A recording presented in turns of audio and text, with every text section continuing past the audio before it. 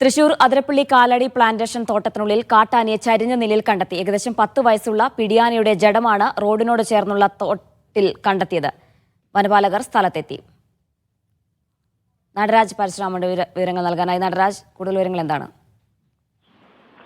ഇന്ന് രാവിലെയാണ് അതിരപ്പള്ളി കാലടി പ്ലാന്റേഷന്റെ തോട്ടത്തിനുള്ളിൽ കാട്ടാനയെ ചരിഞ്ഞ നിലയിൽ കണ്ടെത്തിയത്. ഏകദേശം 10 വയസ്സ് പ്രായമുള്ള പിടിയാനയാണ് ചരിഞ്ഞത് എന്നാണ് അറിയുന്നത്. റോഡിനോട് ചേർന്നുള്ള തോട്ടിനകത്ത് രാവിലെ ജോലിക്കെത്തിയ തൊഴിലാളികളാണ് ആനയെ ചരിഞ്ഞ നിലയിൽ കണ്ടെത്തിയത്. തൊഴിലാളികൾ വിവരമറിച്ചതിനെ തുടർന്നിപ്പോൾ ഫോറസ്റ്റ് വകുപ്പിലെ ഉദ്യോഗസ്ഥർക്ക് അവിടെ എത്തി പരിശോധന നടത്തുകയാണ്.